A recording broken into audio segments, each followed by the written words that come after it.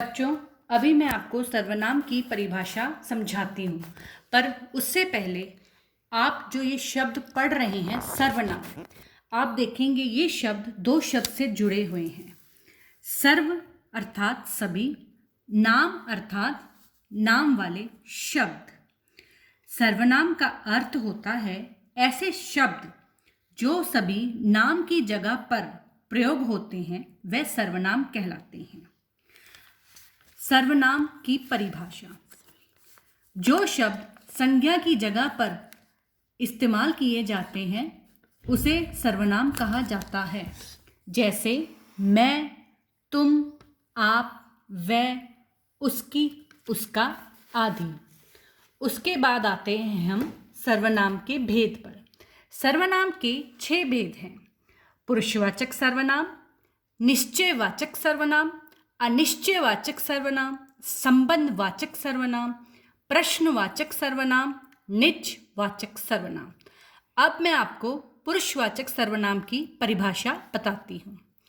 पुरुषवाचक सर्वनाम: जो सर्वनाम बोलने वाले, सुनने वाले और अन्य व्यक्तियों के लिए प्रयुक्त होता है उसे पुरुषवाचक सर्वनाम कहते हैं। जैसे मैं बोलने वाला, तुम सुनने वाला, वह अन्य व्यक्ति। इसमें मैं, जैसे कि मैं आप सब बच्चों को पढ़ा रही हूँ, समझा रही हूँ, मैं हुई बोलने वाली। आप सब बच्चे मुझे सुन रहे हैं तो आप हुए सुनने वाले। अगर मैं किसी और बच्चे के बारे में आपसे बात कर रही हूँ तो वह हो गए अन्य व्यक्ति। दूसरा सर्वनाम है निश्चयवाचक सर्वनाम। जिस सर्वनाम शब्द से किसी निश्चित व्यक्ति या वस्तु के बारे में पता चलता है वह निश्चयवाचक सर्वनाम कहलाता है। इसका मतलब ये हुआ कि हमें किसी चीज़ के बारे में या किसी व्यक्ति के बारे में श्योरिटी है, हमें पता है कि वह क्या है, तो हम ये कहेंगे कि वह निश्चयवाचक सर्वनाम है। जैसे ये घर, वह व्यक्ति, इसने, उसने आदि। तीसरा अनिश्चयवाचक सर्वनाम: ऐसे सर्वनाम शब्द जो किसी निश्चित व्यक्ति या वस्तु की जानकारी नहीं देते उन्हें अनिश्चयवाचक सर्वनाम कहते हैं।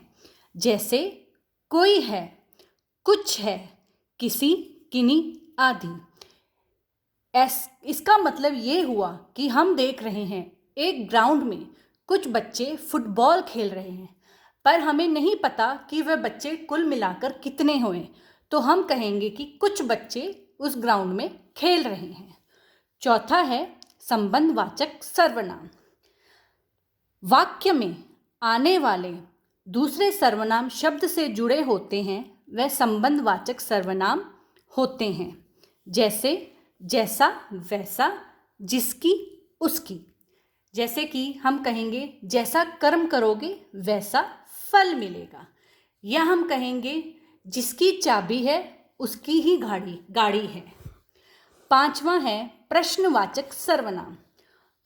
जो सर्वनाम शब्द प्रश्न पूछने के काम आते हैं वह प्रश्नवाचक सर्वनाम कहलाते हैं।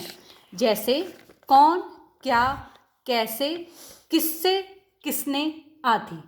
जैसे कि आप मुझसे प्रश्न पूछेंगे कि मैम मैं अपना ये हिंदी का काम किस में करूं, तो मैं ये हो गया आपकी तरफ से प्रश्न। मैं आपको उत्तर दूंगी कि आप ये अपना काम अपनी हिंदी की नोटबुक में करेंगे और सुंदर लिखाई करेंगे। 6वां निजवाचक सर्वनाम।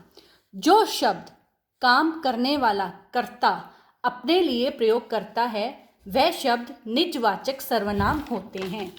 जैसे खुद, स्वयं, अपने आप आदि। इसका मतलब ये हुआ कि हम अगर अपने बारे में बात करते हैं, जैसे कि आज मैंने अपना काम खुद किया, या हमें अपना काम स्वयं करना चाहिए। उम्मीद करती हूँ कि आप सब बच्चों को ये सर्वनाम की परिभाषा और भेद समझ में आ गए होंगे।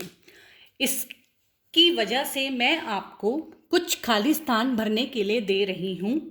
आप सब बच्चों ने अच्छे तरीके से ये वीडियो समझनी है और अपने दिमाग में बैठानी है। उसके बाद ही आप ये खाली स्थान भरेंगे जिनका उत्तर मैं आपको अगले सप्ताह हिंदी की क्लास में दूंगी।